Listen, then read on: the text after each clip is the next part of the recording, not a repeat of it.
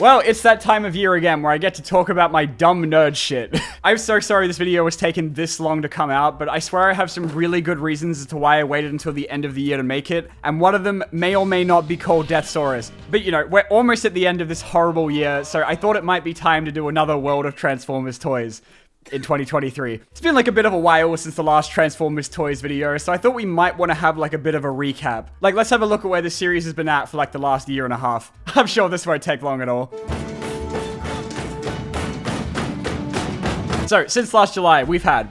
Okay, let me remember. A new show on Nickelodeon, Transformers Earthspark. A new comic series from Skybound. And a whole ass movie with Rise of the Beast, which I got to go to the Australian premiere of, courtesy of my friend Dr. Lockdown. And I got to listen to Mirage make sex jokes in the cinema filled with Hasbro employees. You've been inside me. That was pretty sick. I got to keep the sign from it too, and I'm not kidding, I'm putting this on every seat from now on. So yeah, as you can imagine, it's been a bit of a busy time for the toys since last July, so it might be better if we just start from the beginning since it's been a minute. So the current deal that we've got going on is that there are two main collector lines that are separate from all of the kid stuff. The easy way to remember the difference is that these are for children and these are for man-children. The larger half is Transformers Legacy, which is going into its third year in 2024, and this line is all about making toys of pretty much whoever the hell they can think of from all across 40 years of this series, from any shows, comics, or Japanese manga that we don't talk about. Really from anything as long as it's not the Michael Bay movies, because that's the job of the other half of the main line, Studio Series, which this year has been pretty much doing everything except making toys from the Michael Bay movies. So originally this was meant to be a line all about doing like brand new versions of the guys from the live action movies that were all meant to like scale with one another and shit. But after 6 years, it's not that they've like run out of characters to do necessarily, but they are definitely heading there at this point. So I guess in a way to extend its lifespan, they've branched out into other sublines like Studio Series 86, which you can probably guess is about doing toys from the 86 Transformers movie so they can do the G1 guys that they can't squeeze into Legacy. They also introduced Gamer Edition early this year to make toys from Transformers games, which has got to be the runner-up for the worst name for a toy line ever, right behind Gamerverse. And yeah, by the way, that's seriously what they're called, I'm not kidding.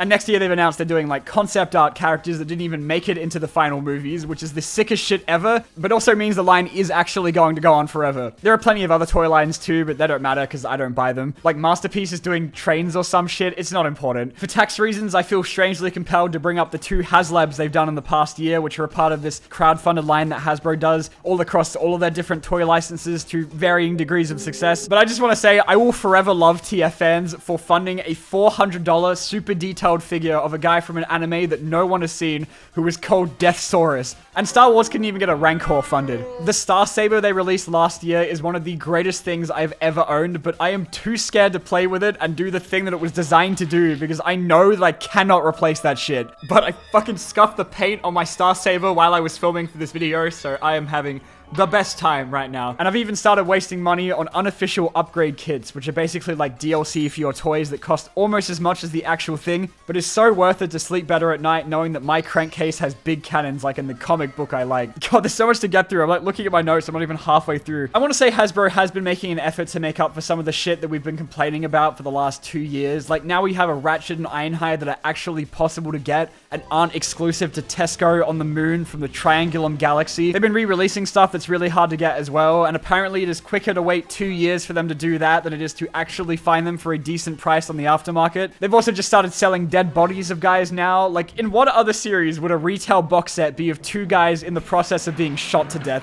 God, I love the Transformers series so much. In an effort to save the environment, they've still been removing a lot of the plastic from boxes now, which means that people keep stealing the toys. And I love the way they wrap the accessories in these shitty little paper bags now on the back of the cardboard insert, because I keep forgetting they're there every single time. I accidentally threw out the Transwarp key that came with my Optimus Primal because I forgot to look at the back of the box. Don't do that. Of course, the prices went up again this year, but I mean, what hasn't really? I literally have almost every toy that they have Hasbro has available. And I saw the prices of these toys too, and I said, I'm glad I got them for free. And see, Noah Diaz from the hit film Transformers Rise of the Beast actually has a good point here. Let's just work out for a second, right? If you were to add up the total cost of getting the full cast of Studio Series toys from Rise of the Beast, you know, like full price at launch when they came out, okay? Bumblebee, Mirage, and Wheeljack are each gonna cost you $40. RC's a core class, so she's only $22, but also she looks like that. Prime is gonna be at least $50, but he was like a Target exclusive, so let's be honest, tier is really going to be like 80 bucks from some dude on Facebook Marketplace 6 months later. Plus you got to get Noah too to get the whole squad. So that's another $22. For the Maximals, that's 40 bucks for Air Razor, 54 bucks for Cheetor and Rhinox, and $104 for Primal because he's a leader. For the Terracons, it's 39 bucks for Nightbird, 54 bucks for Battle Trap, and Scourge is another leader, so that's another $104. And oh, can't forget about Freezer, that's another $22, plus there were 2 of them in the film, so you know your dumbass is going to buy the other one too. So in total, that comes to, holy fuck, $689.95. Wow, that's like the first time I've added that all up. Jesus Christ. I don't even like any of them that much. This wouldn't be a yearly Transformers Toys video if I didn't spend at least half of this complaining about exclusives in some way. I mean, I really want to bitch about how Australia has just started randomly skipping figures for no reason, but I won't. For now, but we have to talk about the Velocitron Speedia 500 collection, the stupidest name for one of the worst experiences of my life. Now, I kind of called it last year when I said that this entire line was going to be really annoying to get when they first announced them, but holy shit, I had no idea it was going to be this bad. Like, genuinely, tracking these down was so exhausting that I have not gone back to an actual physical store to buy toys for like 6 months, and it is all Kmart's fault. As a refresher, because it's been like 8 years since the last video, this was a Walmart exclusive line in the US that's made up of like slightly changed mainline figures. Like, you know, for the most part, it's like a different head and colors here and there. But it also came with 2 brand new molds, Cosmos and Override. And before they even made it to Australia, I started hearing all of these stories from people in the US that going to a Walmart to look for one of these was like entering a war zone to try and get the one single Cosmos they stocked in a 1,000-mile radius. Since we don't have Walmarts in Australia, it's basically just picked out of a hat at random where they're going to end up. And that turned out to be Kmart, who are pretty famous for never ever fucking getting anything in on time ever. There wasn't really like a release date set for these either, except for the very vague promise of maybe September-ish that some Kmart employee told me before he politely asked me to get the fuck out of the kids section. So I was left with this very annoying dilemma of knowing for a fact that they are only going to stock these things once, which meant that I had to be on that shit, but also not actually knowing when they were going to come in. And like, you would think I could just go to their website to check, but Kmart can't ever be bothered to actually make separate pages for Transformers on there, which means that if you ever buy any of them online, you just sent like a random selection. It is so annoying. So, you know, it really came down to how much time I was willing to waste to get this Cosmos. Time to find out. Now, I realize that going to Kmart every single day for 2 weeks sounds like the behavior of an insane person. And it is, but I still cannot believe that after going there every single day for over 2 weeks, one, that I wasn't arrested because they must have thought I was either like planning a heist or was like an escaped mental patient, but that it didn't even work because of course eventually I started to give up and miss a few days, and that's when they finally got them in. God fucking damn it. It was only because Dr. Lockdown is the GOAT and was nice enough to track down Cosmos for me in a state that actually bothered to stock him, and I assume fight to the death with hundreds of scalpers and small children. And if he didn't send it to me, I would still have no other way of getting it. There is absolutely no reason that finding this dumbass green spaceship man should be this difficult and cause people this much stress over something that unironically says 8+ on the box. And just as a reminder, this is not Hasbro's fault that this happened. The way that these exclusives work is that they're like paid for by the retailer and it's up to them to decide how much of it they want. So the moral of the story here is fuck Walmart. I'm not even kidding when I say that this entire experience made me really sit down and reflect on why I even do this shit. Like, do I really care that much about a children's toy that's just gonna sit on a shelf? Yes, and that wasn't even the worst part. The second wave of Velocitron, if you can even call it that, was only 3 figures, but the availability of these was even worse somehow. 2 of them turned up basically everywhere here in Australia. Like, Kmart could not get rid of these things if they tried, and lucky for me, this was the one time where I did not give a shit about buying any of them. The one that I actually did want though was like Cosmos on hard mode. In between Galaxy Shuttle getting announced in October last year, someone at Hasbro must have been viciously attacked by a kangaroo or some shit, because he didn't even make it to Australia. As far as I know, he was only available in the UK when he was finally stocked in January this year. In order to actually get this thing, because Hasbro Pulse wouldn't ship to my address since apparently Australia is not in the UK or something, like, okay. So I had to learn what a freight forwarding site is so that I could pretend that I lived in the UK, and I didn't even want to get into that because it's really boring, but God, you don't even want to know how much that cost. But then I found out a month later that Pulse made a mistake and they didn't actually have any Galaxy Shuttles in stock and canceled my order. The guys that made the toy did not have the toy. So I turned to the one place all collectors go to when they're depressed.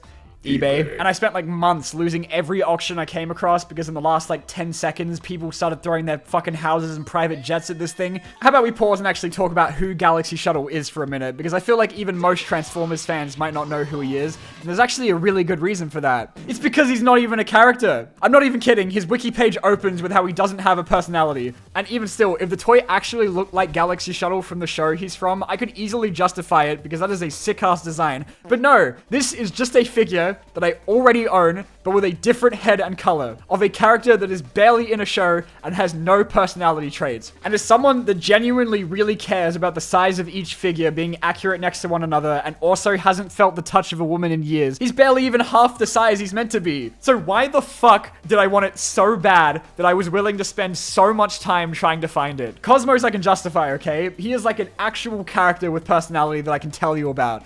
He's like, he turns into a spaceship. But with Galaxy Shuttle, he looks cool.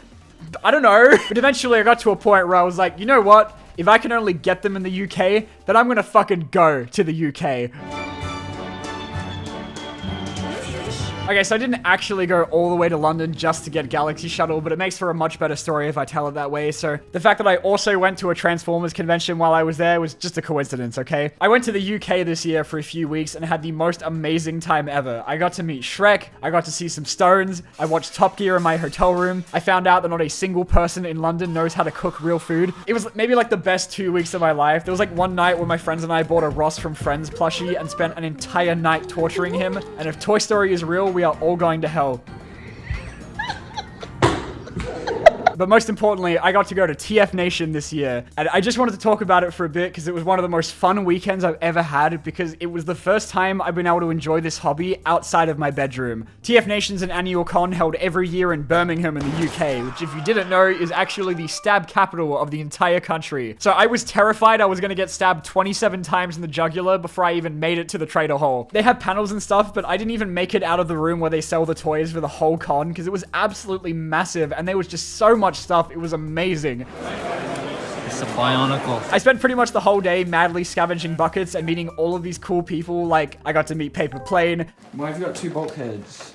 Shut the fuck up. I got to meet that toy guy. I got to meet Thew Adams with Paper Plane and that toy guy. I got to meet Komodo Cam. He smells. I got to meet Sixo. I got to meet Jeremy Levy. He voices Bumblebee. I got to meet Rodimus Prime, the real one. I even got to meet Toys R Us, and he's somehow even buffer in person. Look how intimidated I look to even be in his presence. For some reason, there were like a whole bunch of stickers of Germa everywhere outside our hotel room, so I'm counting that as meeting him too. I made some of the most horrible spending decisions of my life while I was there, because I learned that I will spend an incredible amount of money when I don't know what the conversion rate is. I made a pledge to myself I would not convert anything, so I can worry about it later.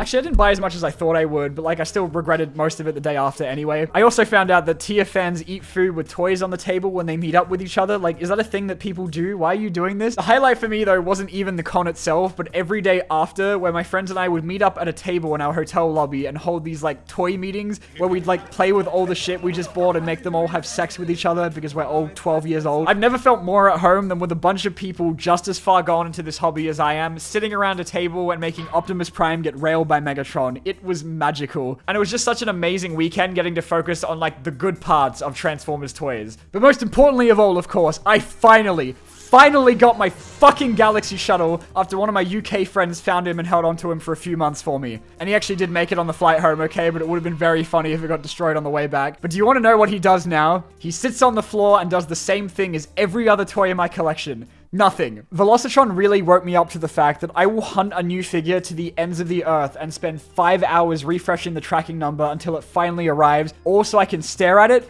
put it with the others, and then spend the next 6 to 8 weeks looking at pictures of the next one. Yeah, I bet you thought this was going to be a fun video. We're getting into it now. In my head, there are only two ways this ends, right? It's either I lose my entire collection in a house fire and I am finally free of this shit, or I get married in 10 years and my wife tells me that feeding our 4 kids should be more important to me than beachcomber, and then divorces me when she finds out it's not. It does all get a bit much sometimes. It's made me really reflect on like what the point of it is. Toy collecting, I mean, not life. I already know life has no meaning. Like, am I gonna play with them? I mean, I'm not admitting that on video. What are any of these actually going to do? I don't take photos of them or review them like some people, and I keep them in a basement, so it's not like they're even really there for display, really. You can fucking barely see them anyway. I like looking at them, sure, but I can do that on Google and not spend $10 billion a year. I have been kind of impressed with myself this year and how I've been able to stop myself from buying some. Like, I'm not just like uncontrollably buying everything that comes out, mostly. Like, I am embarrassed how hard it was to fight the urge to buy Detritus, even though he's literally just shithound. It's amazing how much of a chokehold the fiction of this children's franchise has on me, because I've realized the only ones I was able to not buy this year are the guys I have no attachment to, either because they've like just been made up for the toy line or have like had one appearance in fiction in the last 40 years. Not that that stops me most of the time anyway. It is the only reason that any of us are able to buy 6 of the same thing and mentally justify it to ourselves, because it is like that in the cartoon, and therefore it is okay because that guy's name is Ramjet. Like, can you imagine if you asked your grandma why you would need both Rumble and Frenzy? I mean, she'd probably just say something racist, but you get where I'm going with this. Legacy is mostly just remakes of older stuff, but they do chuck in some new guys every now and then just to beat the Hasbro is creatively bankrupt allegations. Like with the Junkions they did in Legacy this year, they were all new characters. But honestly, those are the guys that I have the hardest time really connecting to, because Legacy has no fiction or even any bios on the back of the boxes anymore. So like, yeah, he looks cool, but like, I want to get to know him a little bit, you know? Like, who is this guy? How does he feel about important political issues? And like on the other end, when I saw Rise of the Beast for like the 50th time this year, I wanted a Mirage toy so fucking bad, probably because he was the only character in that movie that had like more than 4 lines. You've been inside. But it was the first time in ages that I like wanted to buy a Transformers toy, because I became really attached to a new character and not just because it vaguely resembles something in a show that I liked as a kid. And I said this the first time I did one of these videos, but it is just an endless cycle of them remaking new versions of guys they've already done. Like, they are already doing another G1 Optimus Prime next year. Like, holy shit, Hasbro, you've done it again. That'll go so well with my 18 other ones. One of the things I love hearing about when people talk about their Transformers collecting is all of the different rules that people set for themselves to at least try and limit how much they buy. Mine is that I only let myself have one of each version of a character, which I've not even tried to stick to this year, but it doesn't really work anyway, because then I still have like 500 different Bumblebees, and I mean, technically these are all different characters. I've realized though this year that I'm never ever going to be satisfied that I am like done, because Hasbro very intentionally announces new stuff right as the last ones they revealed are coming out, so it is just this cycle of waiting for new stuff to come out that is never going to end, and the only way to break free is just to stop buying them, or the much better solution, which is just to get stuff as early as possible, which is why I went to Singapore. So I went on a family holiday about a month after London, and I was genuinely more excited to go toy shopping than I was to spend time with my parents. Love you, Mom. Singapore's the place where most of the stuff I import comes from anyway, so I couldn't wait to see what their toy stores look like. Hello, tax department. I'm in Singapore. This is for a video. This is for a video. And this country is crazy. They had like signs for a Genshin Impact concert. Their railway cards have Goku and minions on them. Dude, Australia fucking sucks. All of the toy stores I went to were all just run by like one guy sitting there in the corner, but there was so much shit, dude. It was crazy. Every toy store I went to in this country was like the whole dealer room of TFN all over again. I even saw the Fabled Dirge and Ramjet set in person, but it was $300. And that's in Singapore money. They had so much stuff that wasn't going to come out in Australia for months, and it was just nice to be in a country where new stock doesn't take 80 years to arrive. You have no idea how happy getting Ratchet and Ultra Magnus early made me, even though I really didn't think through how I was actually going to get them home. I am so lucky that they made him to break apart, my god. Now you might be noticing that I bought some other toys while I was there that aren't Transformers. Hold on, Hasbro, I can explain. It was just a fling, okay? It didn't mean anything. So I kind of got a little bit into figure arts this year as well, and I just want to quickly talk about it. I promise I'm not going to go on about Dragon Ball for too long in a Transformers video you've all been waiting for like 6 months. Mainly because trying to pose these took about 15 years off my life. I had a bit of a dry period with Transformers this year because the wait in between new releases always feels like a billion years, and I'm kind of at the point where I've bought so much shit that like all of the older stuff left is either impossible to find or impossible to afford. And from when I was a kid, I've always kind of wanted Dragon Ball toys, so I went out and bought a Goku just as a one-off that turned out to be a terrible decision, because then I was like, well, he needs someone to fight, so I got Piccolo, and then, okay, Vegeta is only like $50, so I got him too, and then, yeah, you know what happened. With Transformers, I've been able to like slowly ease into it and catch up with the line over a few years, but I forgot how overwhelming it is to get into a brand new toy line that's already been going on for years and have all of these things to choose from, but not knowing how much any of it is supposed to cost. Figure arts don't really have like size class price points like Transformers do, so they kind of just make up how expensive they are as they go along. Why is Yamcha $150? It's Yamcha. The prices of figure arts have honestly made me appreciate Transformers even more because every single one of these costs like a small fortune. Why is Pan, a literal toddler, $90? You can get 2.5 Mirages for that. It's kind of a relief to know that Hasbro aren't the only ones that make you buy the same thing 1,000 times. Like, my man Goku has 70 different figures. And most of these are the exact same thing with a different hair color, and you have to buy all of them separately. And yeah, you could be like, well, Transformers does the same thing. No, stupid. This is Toxitron. He's a totally different character. Shut the fuck up. Having a rabid figure arts phase for like a month and a half honestly made me appreciate Transformers toys a bit more. Like, I never thought I'd have to be grateful that these don't come with like a million sets of extra hands that you're maybe going to use like once and make this noise every time you have to swap them out. Are these sick as fuck? Yes, absolutely. But honestly, I think I'm kind of done already. I mean, until Trunks goes on sale. If I've done anything this year, aside from waste half my life savings, it's been getting really into the behind the scenes stuff a lot. Like, I'm listening to podcasts now. Like, it's getting that bad. I think I talked a little bit last year about how Hasbro does these live streams now every few months where the designers reveal the new wave of toys and everyone in the chat gets really mad at them because they've already seen them in leaks 3 weeks ago. Like, that's their fault. But the guys that they get to host these streams, Ben Marketing, Mark Designer, and Evan Designer, are the best. They're always so excited and passionate that I think at this point with these poll streams, I am just as excited to see them as I am the actual toys. Dummy mommy. Dummy mommy. Like, you'd probably think they'd be really corporate and shitty, but honestly, like, I cannot tell you how excited I get to get together with my friends and watch these at like 2 in the morning because fuck Australia, I guess. Oh my god, it's Mark. That's not Mark. Guy.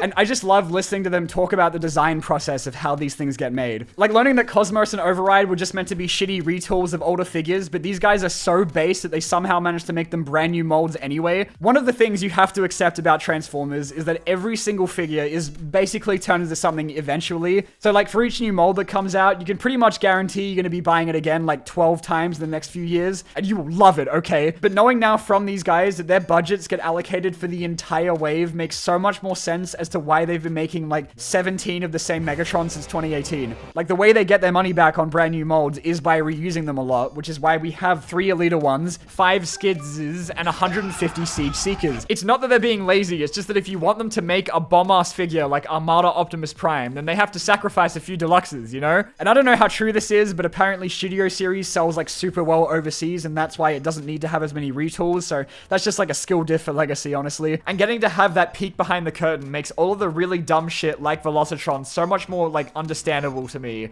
And they've even gone and said that they do actually read forums like TFW 2005 for feedback. And if that's the case, I kind of hope they're lying because those guys hate everything. If I put in like all of this work into a toy for like 2 years and then found out that these were the guys I was making it for, I'd fucking quit my job. I'm literally afraid for my life. Anyway, it's probably time to wrap this thing up, but things are looking really good for next year if I was a millionaire. Every time I think Legacy is peaked, the designers are like, bet. Like, next year we're getting Magmatron and Tidal Wave. Like, I'm never moving out of my parents' house, and they are making an articulated G1 Optimus Prime toy. Like a remake of the very first Optimus toy, except that it's not a brick anymore. Like, that is the coolest shit ever. But I think if this becomes an ongoing line, it may actually bankrupt me. I honestly don't even know where to go from here. Like, getting to go to an actual Transformers convention with friends was kind of like the end goal for me, and even there I still didn't find everything I needed to buy. Maybe I have to go to like TFCon in America, but that would mean that I'd have to like go to America. Anyway, thank you guys so much for watching. I know this video was a little bit late, but we did get there eventually. But I think, honestly, I prefer having it at the end of the year like this. Like, I just think it makes a bit more sense, right? So hopefully, if I don't go broke by next year, I will see you all then.